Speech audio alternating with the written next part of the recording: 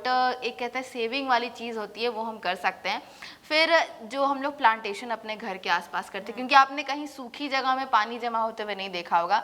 जहाँ पेड़ पौधे वहाँ पर रहते हैं, वहाँ अपने आप उनके रूट से वहाँ पर पानी अच्छा खासा, वहाँ पर अगर आप नीचे लेवल पे जाओगे तो वहाँ पानी भी आपको अवेलेबल। तो ये चीज़ें, ये ऐसी इनिशिएटिव्स है जो आपको तुरंत उसका रिजल्ट देखने को शायद ना ही मिले, लेकिन कुछ सालों बाद आपको दिखेगा कि क्योंकि वहाँ पेड़ पौधे हैं आसपास, वैसा इन्वायरमेंट बन गया है, तो वहाँ पानी का लेवल मुझे नहीं लगता कि कभी नीचे जा सकता है।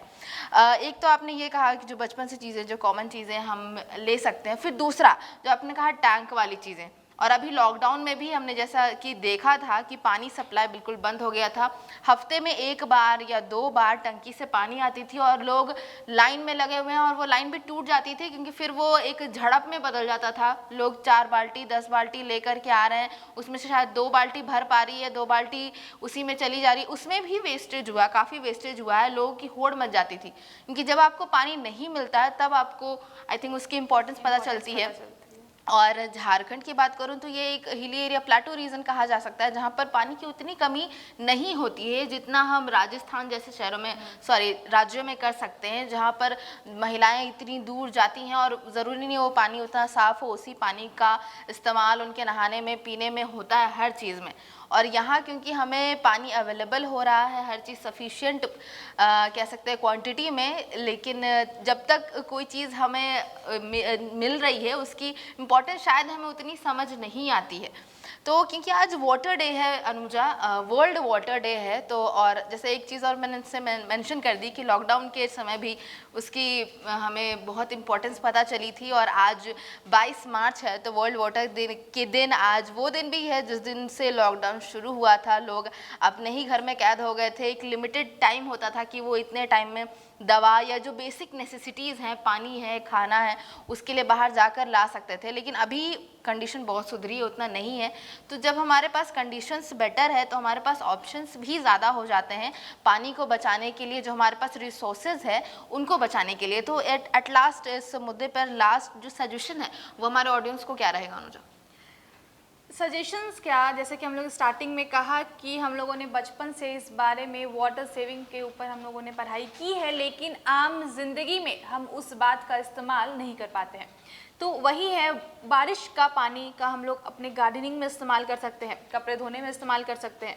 नॉर्मल जो हम लोग करते हैं डेली भी अपने घर में, अगर सब पानी का उतना खर्च, जितना ज़रूरत है उतना ही खर्च करें तो हर घर से थोड़ा क्वांटिटी में पानी हर दिन बचाया जाएगा। कहा जाता है ना कि आम का पेड़ जो लगाते हैं फल वो नहीं खा पाते हैं, तो ऑब्वियसली उनके आगे के जनरेशन खाती है उस पेड़ का जो फल होता है वो आगे खा पाती है। उसी तरह अगर आप आज अपने घर के थोड़े थोड़े कामों से भी अगर पानी की बचत करते हैं तो वो आप आज नहीं, कल नहीं, तो आज से 10 साल 15 साल के बाद उसका रिजल्ट इन पॉजिटिव ज़रूर मिलेगा जी। वो अगर आप पानी बचाते हैं, चाहे बारिश का पानी हो या टैंक का पानी निकल रहा है या टंकी भर फुल हो चुका है उसका पानी गिर रहा है, सड़क पर पानी बह रहा है, तो ये चीज़ वहाँ पे बचत होनी चाहिए।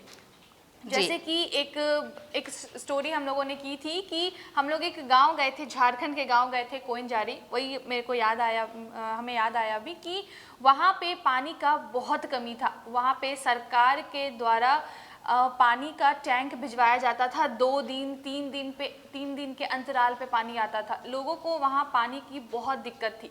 तो वही बात है कि कुछ लोग पानी की कदर जानते हैं, लेकिन अभी भी कुछ लोगों को जानने की ज़रूरत है। जी, अभी भी कद्र जानने की ज़रूरत है। और क्योंकि एक और चीज़ मैं बता दूं, यहाँ पर हम लोग जैसे मम्मी पापा कहते हैं कि बिजली बचाना है, वैसे पानी भी बचाने की ज़रूरत है। मम्मी पापा वैसे हमारे माता पिता इसलिए बोलते हैं बिजली बचाने, क्योंकि बिजली का बिल देना पड़ता है और हमें यहाँ पानी का बिल नहीं देना पड़ता फॉर्चुनेटली। लेकिन अगर आप बाहर जाएँ, दूसरे अगर देश से बाहर ही नहीं, देश से बाहर अगर हम देश के अंदर ही बात करें, बैंगलोर जैसे शहरों में आपको बिजली का बिल देना पड़ता है और उसके साथ ही पानी का भी बिल देना पड़ता है।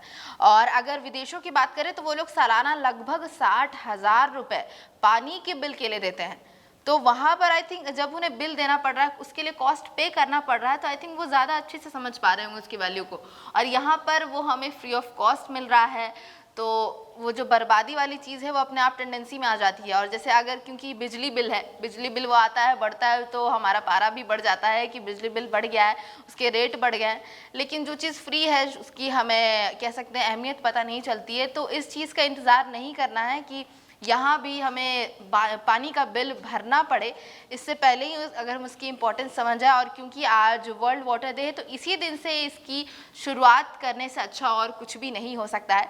तो ये था हमारा आज का मुद्दा वर्ल्ड वाटर डे पर कि कैसे क्या हालात हो रहे हैं, सिर्फ रांची झारखंड में ही नहीं, अलग राज्यों में भी क्या हालात है पानी को लेकर के और किस तरीके से हमें उसे बचाने की ज़रूरत है, इस पर भी हमने डिस्कस किया। किन छोटी छोटी कोशिशों से हम अपने आसपास पानी का जो कमी हो रही है उसको रोक सकते हैं। क्योंकि अभी भी अगर हम वाटर हार्वेस्टिंग और जो बारिश का पानी है उसको संजोने, उसको बचाने की कोशिश करने लगे तो वो भयावह जो एक रिजल्ट में मैं बात कर रही हूँ कि पानी को लोग तरस जाएंगे, वो उम्मीद करते हैं कि वो सिचुएशन कभी भी ना आए। और इस वर्ल्ड डे जो वर्ल्ड वाटर डे है उससे एक इंस्पिरेशन लेके एक शुरुआत करें हम कि पानी बचाएं, उसकी इंपॉर्टेंस को समझें। जितना भी हमारे पास पानी अवेलेबल है उसमें एक लिमिट हम सेट कर दें कि ये चीज़ें हमें इतनी पानी में कंफर्ट कर देनी है। तो ये था हमारा आज का मुद्दा हैशटैग वर्ल्ड वाटर डे पर। उम्मीद करती हूँ आपको पसंद आया होगा मेरे और अनुजा के साथ। आज के लिए